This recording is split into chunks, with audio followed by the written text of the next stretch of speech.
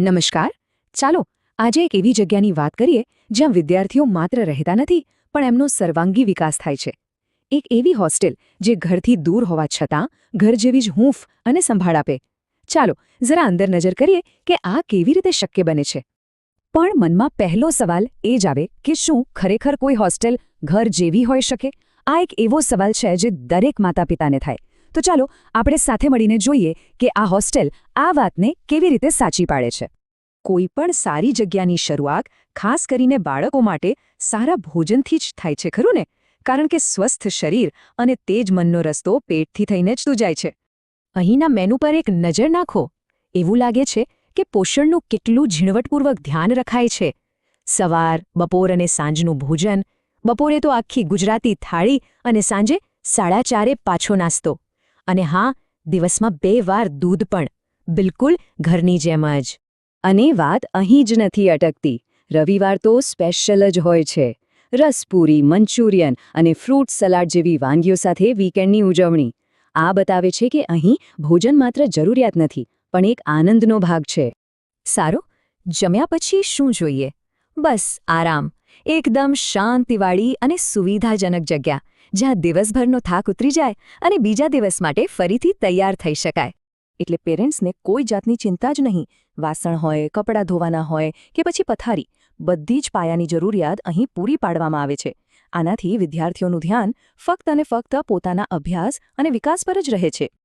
પણ જિંદગી એટલે ખાલી જમવાનું ને આરામ તો નથી ને, બરાબર ને?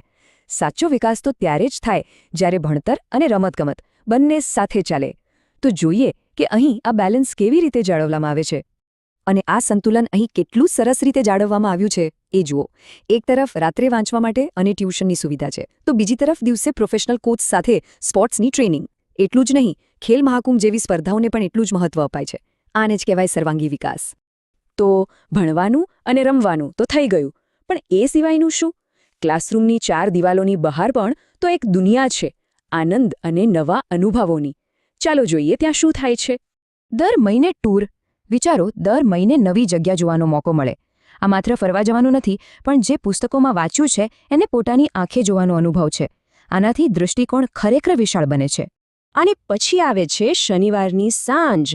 આખા અઠવાડિયાની મહેનત પછી મિત્રો સાથે ફિલ્મ જોવાની મજા જ કંઈક અલગ છે. આનાથી મસ્ત રિફ્રેશમેન્ટ બીજું શું હોઈ શકે? પણ આ બધી જ મજા અને સુવિધાઓ એક વસ્તુ વગર અધૂરી છે. અને એ છે સેફટી, સુરક્ષા. કારણ કે માતા પિતાના મનની શાંતિથી વધારે મહત્વનું બીજું કંઈ જ નથી. ફક્ત એક આંકડો જ જોઈ લો. રાત્રે 10 લોકોનો સ્ટાફ હાજર હોય છે. 10. આનાથી જ ખ્યાલ આવી જાય છે કે અહીં સુરક્ષાને કેટલી ગંભીરતાથી લેવામાં આવે છે. અને એવું નથી કે ખાલી સ્ટાફ જ છે. દરેક જગ્યાએ સીસીટીવી કેમેરા છે. દર મહિને પેરેન્ટ્સ સાથે મીટિંગ થાય છે. અને દર 15 દિવસે ઘરે ફોન પર વાત કરવાની પણ વ્યવસ્થા છે.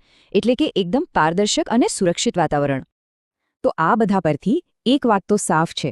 આ હોસ્ટેલનો મુખ્ય વિચાર જ એ છે કે અભ્યાસ, સંસ્કાર અને સુવિધાઓ આ બધું જ એક જ જગ્યાએ, એક ઓલ ઇન વન પેકેજમાં મળી રહે. તો હવે સવાલ એ નથી કે આ એક સારી હોસ્ટેલ છે. ખરો સવાલ એ છે કે શું આ બાળકના સંપૂર્ણ વિકાસ માટે ઘરથી દૂર એક બીજું ઘર નથી? આ વિચારવા જેવી વાત છે, ખરું ને?